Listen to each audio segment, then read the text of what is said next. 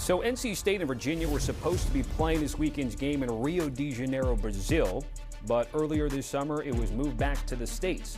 These two schools originally agreed to a home-and-home non-conference series, so last year's Wolfpack win technically non-con, but this year's will count in the league standings. Let's bring in our Chip Patterson and Beanie Wells to talk about this NC State UVA game week 0. Beanie, I'm going to give you first word because I don't know when it was like when you were playing. Did you like having a league game off the bat? Usually you can ease into 2 or 3 non-con before you get to a situation like this.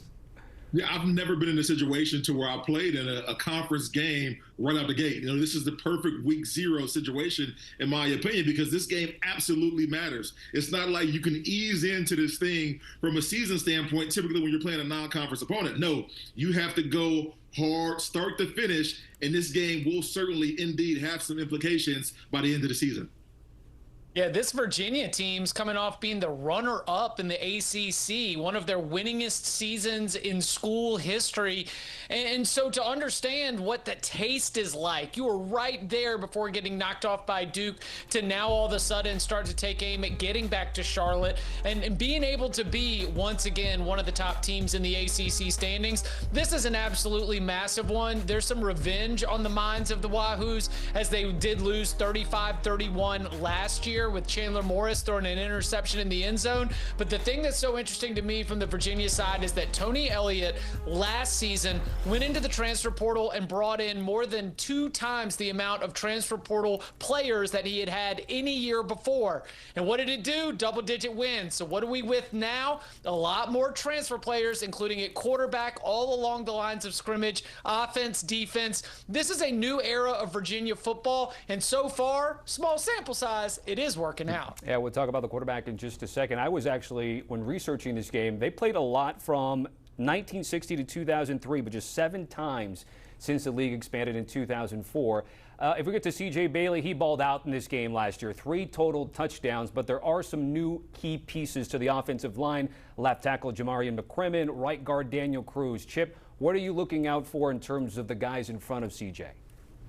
If they're going to be able to avoid the kinds of 3rd and long scenarios that could be difficult with a group of pass catchers, then I'm not sure is really going to scare Virginia. The thing that what NC State's going to need to do is make sure that Virginia can't sell out to apply a lot of the pressure on C.J. Bailey so that he can still maintain that kind of dynamic play that is going to keep defenses guessing. So they've got to be able to pave the way so that when they hand the ball off to Duke Scott, that's not going to get bottled up after 2 yards, but that can be a 4, 5, 6-yard gain to be able to push things moving forward, because C.J. Bailey, being as dynamic as he is, really needs to utilize those obvious passing downs, because with what they've lost at the pass catching positions, Terrell Anderson to USC, Justin Jolie to the NFL, this is going to be an NC State offense that I think very much needs to be in rhythm and on schedule. I'm right there with you, Chip. You know, I think C.J. Bailey, obviously we all know he's a dynamic quarterback, can do a lot of different things in the run game and pass games. He can certainly cover up some of the issues on the offensive line with the new look players out there. But like you just mentioned, he's going to have some security blankets in that receiving core. And with the guys that he lost, that's going to be a tall task, in my opinion. But he's certainly going to be asked to use his legs a whole bunch in this football game. Yeah, we'll see how he does against that UVA defense. But on their offense, they've got Beau Pribula now coming over from Mizzou. Beanie, what are you expecting from him as he joins this team that, as Chip mentioned, won a program best 11 games last year?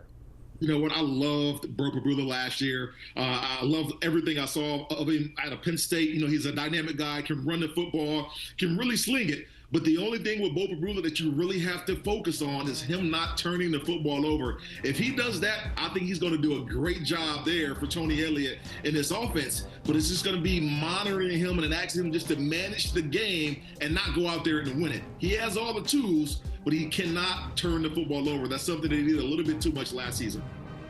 Yeah, something really interesting to track here. I've got to give a point to the passer. Shout out to Danny Cannell on this one. He's been saying with a lot of transfer quarterbacks, find your level. And after everything that we've seen from Beau Pribula, even within last year's campaign at Missouri, this could be a great opportunity for Beau to find his level, because the kind of opponents that he was playing in those first 6 games when he was 5-1 as a starting quarterback might be more common to some of the opponents that he was playing playing, that he will be playing at Virginia, because his worst games were against the likes of Oklahoma, right? Against the likes of Alabama, college football playoff defenses.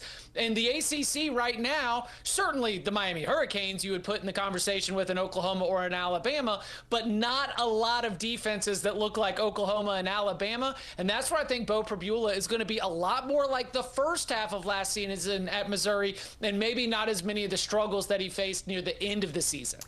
So when it comes to player to watch, our producer has split you guys up. So Beanie, you get a Virginia player. Who do you want to highlight and target?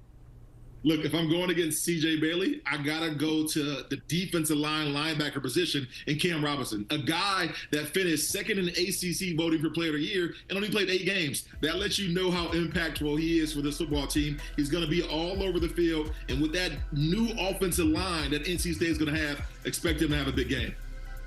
On the NC State side of things, Tommy, I'm highlighting Duke Scott. In this game last year, Hollywood Smothers ran for more than 200 yards. The explosive plays and the ground game that NC State was able to spring were a big key to them being able to get the win. And Duke Scott, it works in 2 ways. Number one, just absolutely beloved by this coaching staff and by this organization. The way that he handles his business, the way that he is a leader by example, that everything is glowing when you hear about him. He also is a different player than Hollywood Smothers. He's a battering ram. He's physical, not necessarily the same kind of escapability. So that's what I'm looking for out of Duke Scott. We know that you've been a good change of pace back before, you know, the thunder to maybe the lightning of Hollywood Smothers. What is it going to look like now that you're in the lead back role? Because there's so much buzz and positivity about his importance to this team. And that's great in terms of team building and getting everybody on the same page. But me as an analyst, I need to see yards. I need to see touchdowns if I'm going to make sure that I'm going to hold NC State's rushing attack at the same level in my book. Fellas, we've arrived at prediction time. You guys are on opposite ends, although you guys both have close games predicted for this Saturday. Beanie, which side are you on? You know, I think UVA takes this game. You know, although they haven't won in, it's been since 2006 in Charlottesville, I think they win this game 27-24. I'll take NC State in a close one. We're targeting something in the 20s, targeting something where you're going to have a chance to win or lose the game. And this is where CJ Bailey, and I'll just tap into Davion Gauss, JoJo Trader, CJ Bailey, all 3 played high school football together. They played Pee-wee football together growing up in South Florida. They had another wide receiver on their team in high school. Who was it? Oh, Jeremiah Smith. Pretty good team they had there. I think this is where we see the camaraderie come together. CJ Bailey leads a game-winning touchdown drive. NC State wins 28-24. I think all the casual or neutral could want is a close game down to the wire. Both of you guys have that scenario there. Beanie, Chip, guys, thanks for joining us, taking a look at that Week 0 game in the ACC. Make sure you're following, liking, and subscribing to our CBS Sports College Football YouTube page.